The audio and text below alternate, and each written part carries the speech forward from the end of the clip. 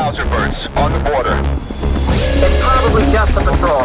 Keep an eye on them. But build an L2 cruiser, just in case.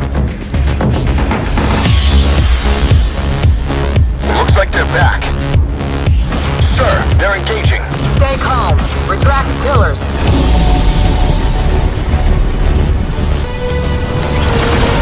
Our cruiser is down. The Dowsers are heading for HQ. We have no choice. Deploy the weapon. Full charge, sir. Fire! Direct hit, sir. Sky's clear. Yes, for now. But with their industrial output, I'm sure more ships will be launching soon. It might be time to call in some favors from the Council.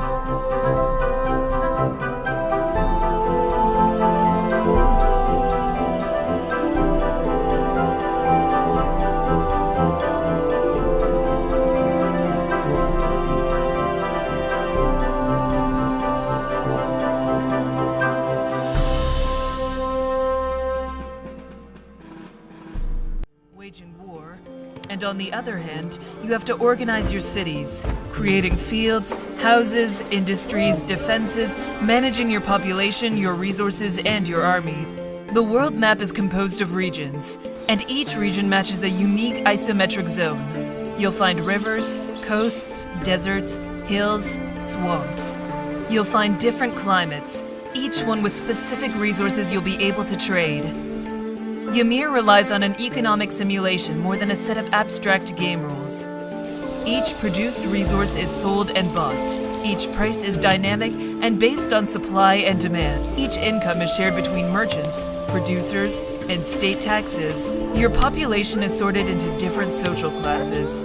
They breed, get old, work, sell, and consume resources based on what they can afford. You can't control them directly. You can't just click a button to stop your population from growing, or use a slider to set the wealth of farmers. It's a game where you need to learn how to manipulate your society, and how to achieve a result with indirect actions. For example, if you want to make farmers richer, make them sell their food directly at the market, instead of using merchants who will keep half the revenues for themselves. Reduce offer to make prices rise, or even lower sales taxes. Producing more and expending more doesn't necessarily mean better. Sometimes, producing a new resource ends up making more people so rich they monopolize all the wealth and let everyone else starve.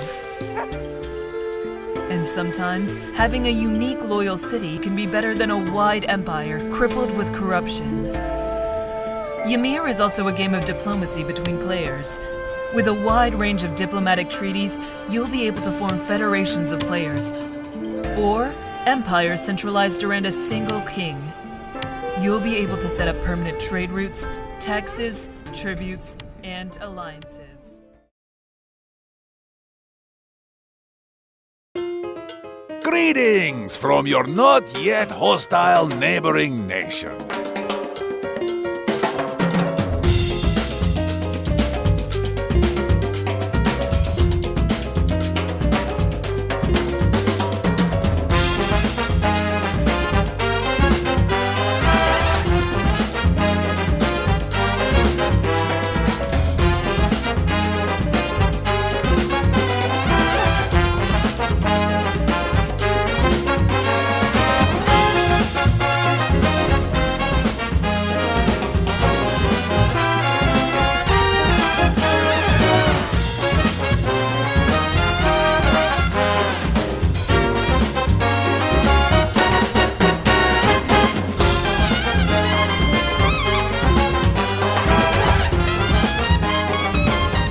Vote Presidente for life!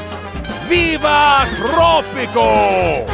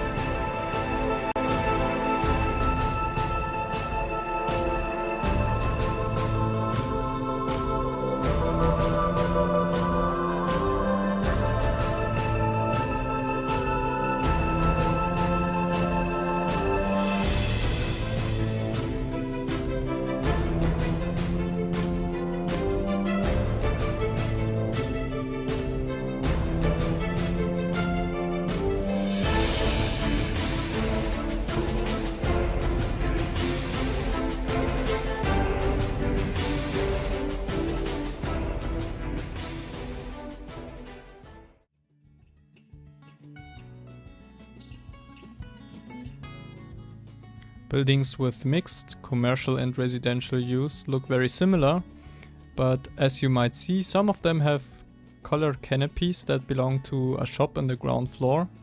Also, they are mostly situated closer to the road and have a small backyard, but some of them instead have a small parking area in front of them.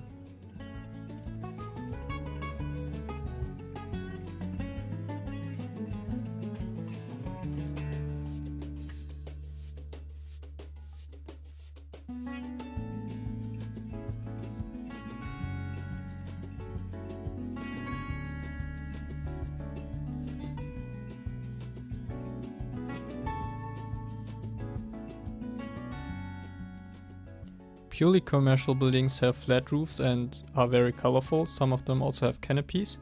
You can imagine them to be supermarkets or larger malls. Others could just be office buildings.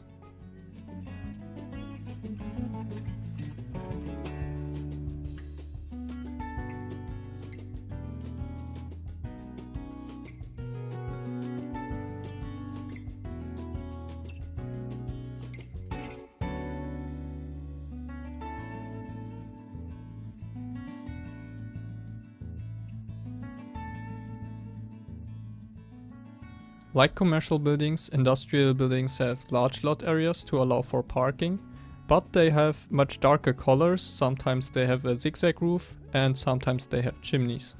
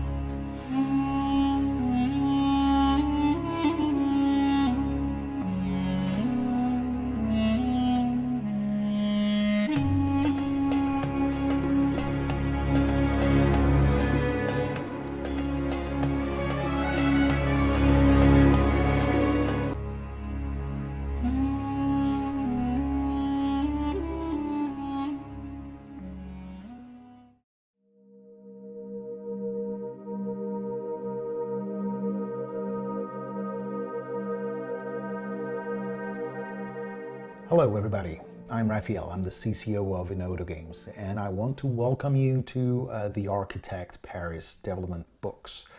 As you probably know by now, one of the specifics of this city builder is that you won't have to build a whole city from scratch, but develop an existing city, and this city is Paris. All right, so each of these buildings is an opportunity for the player to modify the city of Paris, to transform it, for example, in a big amusement park, or to make it an industrial city, also to face all the climate and ecological challenges of this century. And we'll see later how to imagine and design new buildings to reach whatever goal you're setting. But first, let's start with the beginning, and the beginning is the structure of the city of Paris. The city of Paris is divided into districts. These districts in the game were made from the 80 actual neighborhoods that exist in Paris. Each district is a specific area with which the player will interact freely. We'll see later that each of these districts offers specific missions to the players, but for now, let's get back to the 3D view. So if you want to see and find the districts in the 3D view, you need to be at the right scale. That's something very different from other city builders, where the scale of the visualization, the zoom you're using, is meaningless. In the Architect Paris, the scale you're using to watch the city is important. As you can see at the bottom right side of the UI, there's a little something to remind you what scale you're using. And right now you can see we're at the district scale level, and if we decide to have more information about the model, then the cursor allows us to select different districts in the city of Paris and get all the information on the district selected. Now, districts are made out of blocks, and if I want to visualize these blocks, I need to, of course, be at the right scale. And I can do that with the mouse scroll wheel. I can bring the camera down to the right scale. Now the reference is updated, and I can see now the information that concern the block.